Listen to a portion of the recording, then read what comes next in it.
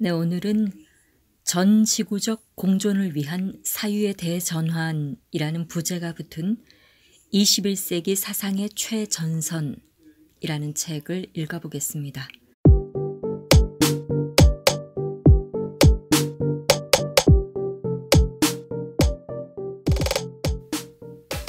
사방이 적입니다. 한 학생이 내게 한 말이다. 타인은 지옥이다 라는 제목의 인기 웹툰이 드라마로도 만들어진 것을 보면 그 학생만 하는 생각은 아닌 것 같다. 다른 한편에는 소확행이라는 말이 있다. 작지만 확실한 행복을 일컫는 줄임말로 타인과 나누는 행복보다는 혼자서 즐기는 행복에 가까운 의미다. 이제는 정녕 타인과의 관계에서 행복을 추구할 수 없는 것일까? 아리스토텔레스가 말하는 사회적 동물이라는 개념, 즉 인간은 타자와 함께 공동체를 만들어 살아갈 수밖에 없다는 말로는 더 이상 인간을 정의할 수 없는 것일까? 타인은 지옥이다에 등장하는 고시원 사람들은 같은 언어를 사용하는데도 말이 통하지 않는다. 저마다 다른 세상을 살아가는 것 같다. 포스트 모더니즘의 다원주의는 바로 이 감각, 사람들이 같은 세상을 다른 방식으로 살아가는 것이 아니라 각기 다른 세상을 살아가고 있다는 감각을 학문적으로 검토하고자 했다. 비서구의 타문화를 탐구해왔던 서구 인류학에서는 이 감각이 학문의 기반을 뿌리째 흔들었다. 1980년대까지 서구의 인류학자들은 자신들이 비서구를 객관적으로 기술했다는데 의심을 품지 않았다. 그런데 비서구 사람들이 스스로 말하기 시작하자 그 기술이 서구의 시선에 의한 비서구에 불과하다는 것이 판명됐다. 강제징용과 위안부 문제를 둘러싼 한일 갈등에서 비근한 예를 찾을 수 있다. 강제징용 피해자들과 위안부들이 자신의 목소리를 내기 시작하자 일본 정부의 기술과는 전혀 다른 일제강점기의 실상이 드러나고 있다. 식민지 조선에서 태어난 일본인 중에는 당시 조선인들이 일본의 통치를 반겼을 뿐더러 일본인들과도 잘 지냈다고 말하는 이들이 적지 않다. 이들은 조선인들이 일제강점기에 고통을 받았을 것이라고는 전혀 생각하지 못한다.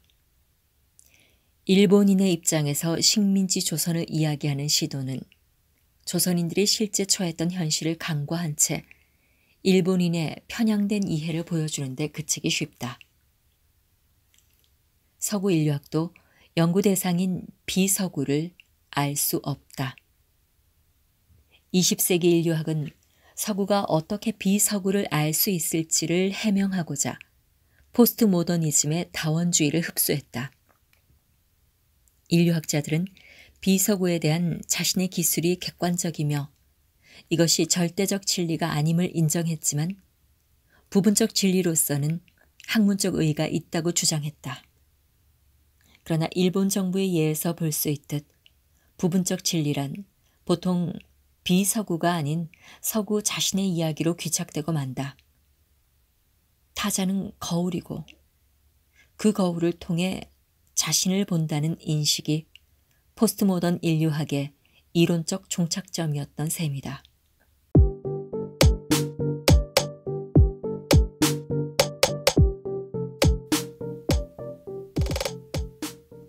다원주의는 왜 자가당착에 빠지는가? 다원주의는 저마다 다양하고 무수히 많은 세계를 논하려 하지만 왜 결국 자기 자신에 대한 이야기로 귀착될까? 인류학자 메릴린 스트레서는 다원주의가 여전히 전체를 상정하기 때문이라고 지적한다.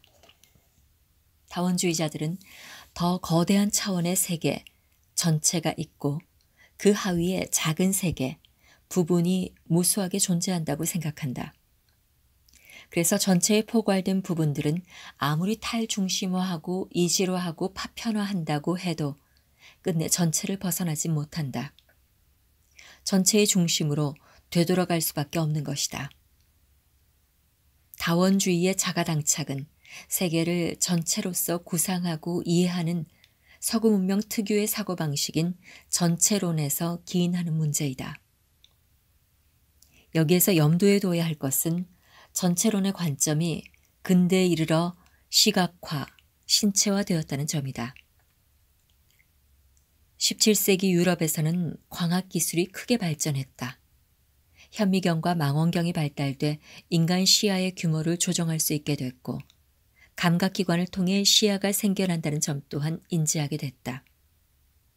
인간의 수정체는 그것을 본뜬 인공기관인 현미경이나 망원경의 렌즈와 결합했다.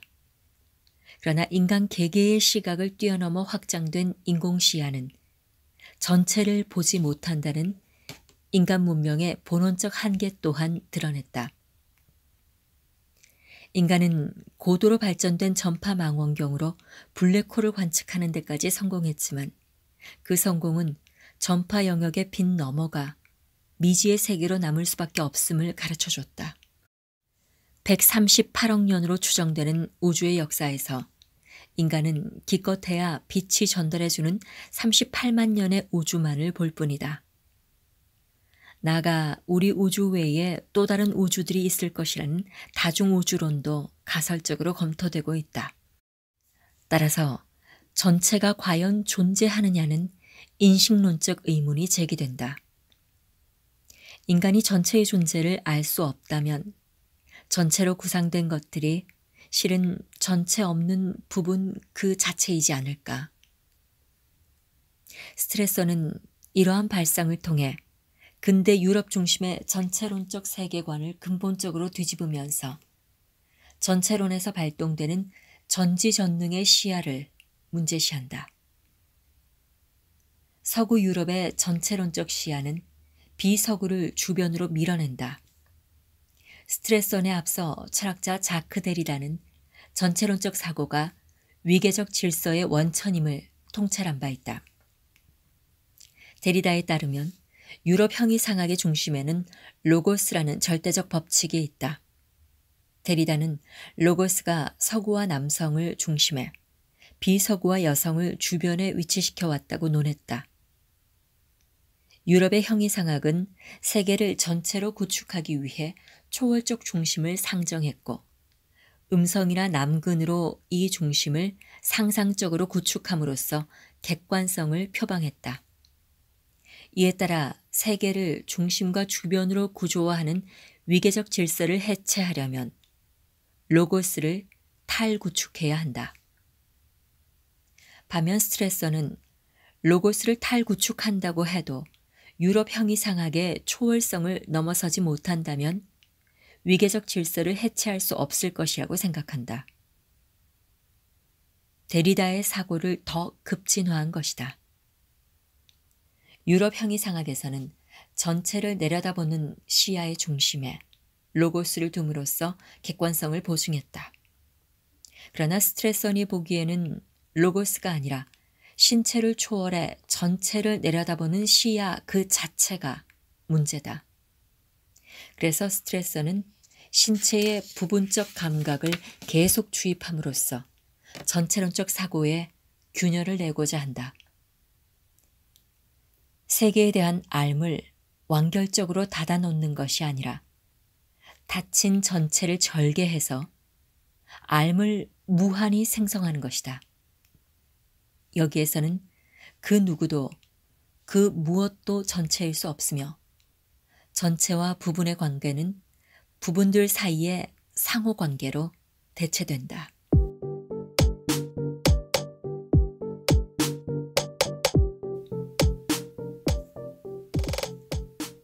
부분들은 부분적으로 연결된다. 전체로는 인류 문명사의 측면에서 낡은 사고방식이다. 21세기 인류가 당면한 많은 문제의 유발 원인으로 지목되는 인간 중심주의는 전체론과 궤를 같이 한다. 근대 과학기술 역시 발전을 거듭하며 자신의 전체론적 기반을 스스로 무너뜨리고 있다. 어쩌면 전체론이 문명적 인간의 사고를 지배할 수 있었던 이유는 약 5천년 전 도시혁명 이래로 인류가 비대칭적 관계, 즉 힘의 불균등한 관계를 용인하면서 힘 있는 자의 시야를 세계에 대한 암과 등치해왔기 때문일 것이다. 그러나 인류가 비대칭적 관계와 시선을 허용하지 않는 이상 이제는 새로운 관계와 삶을 모색해야 한다. 우리는 저마다의 삶 속에서 세계를 구축한다. 20세기 사회과학은 전체를 사회로 표상했고 포스트 모더니즘에 이르러서는 개인이 전체가 됐다. 그렇지만 세계가 전체를 포괄하는 일은 유한한 존재인 인간에게 고통스러울 뿐더러 애초에 실현될 수가 없다. 그래서인지 우리 인간은 각자의 세계에 갇힌 채 타자를 욕망할 뿐인 에로스를 스스로 불태우며 그 고통을 잠시 잊으려 한다. 하지만 스트레서는 저마다의 세계 속으로 흩어지는 대신 무수한 세계들이 어떻게 관계해야 할지를 되묻는다. 저 유한한 존재들이 한시적 에로스로 자신을 소진하는 것으로는 미래 인류를 위한 지식의 소임을 다할 수 없기 때문이다. 전체라고 구상되는 세계 속에 타자가 그저 욕망의 대상으로 존재할 때 우리는 타자의 세계를 안다고 할 수가 없다. 생명의 궤적은 그 각각의 세계가 무수한 관계들에서 나왔음을 알려준다. 그렇다면 지식은 세계를 어떤 전체로 구상하는가에 있지 않고 어딘가에서 온 세계들과 어떻게 관계할 것이며 그 속에서 무엇이 생성되는지에 있다. 스트레서는 21세기의 지식을 캐내는 자로서 이렇게 말한다. 쏟아지는 정보의 홍수 속에서 잃어버린 관계를 되찾으라고. 계몽주의와 과학혁명 궤도 바깥의 사회들에서는 관계가 사물의 반대편을 능수능란하게 해명한다. 인류학자는 세계를 설명하는 다른 방식을 그리 어렵지 않게 발견해낼 것이다. 요컨대 관계는 사라지지 않는다. 네, 여기까지가 본문이고요. 스트레선의 사상이 흥미로워서 이분의 책을 한번 찾아봤는데요. 부분적인 연결들이라는 제목의 책이 있더라고요. 구글에 찾아보니까 언박스 인포라는 그 사이트에 소개된 글이 있는데 요 글로 잠깐 이 책을 소개해 보겠습니다. 인류학의 거대한 방향 전환을 이끈 책이라고 평가받는 부분적인 연결들이 한국어판으로 소개된다. 부분적인 연결들에서 말하는 부분이 전체의 일부가 아니라는 점은 이 책을 이해하는 데 중요한 실마리가 된다. 우리가 부분을 생각하면 곧바로 전체를 떠올리는 것을 설명하기 위해 기존의 서구 철학은 메리오그래피라는 개념을 제시했다. 반면 스트레서는 이를 대신해 메로그래피라는 새로운 용어를 제안한다. 메로그래피란 생물학 용어인 부분할에서 나온 개념으로 전체로 회수되지 않는 부분을 논의하기 위함이다. 다시 말해 우리가 기술하는 행위는 기술되는 어떤 것을 전체의 일부가 아닌 별개의 부분으로 만들어낸다는 것이다. 전통적으로 서구의 인류학은 비서구의 비교적 작은 인구 집단에 대한 총체적인 기술을 시도해왔다. 하지만 스트레서는 현장에 들어가 거기서 보고 들은 것을 문화나 사회를 표현하는 데 활용한다는 인류학자의 전형적인 인물상이 더 이상 효력을 발휘하지 못한다고 지적한다. 이제 중요한 건 머릿속에 있는 전체의 상을 버리고 각 부분들 간의 관계에 집중하는 일이다.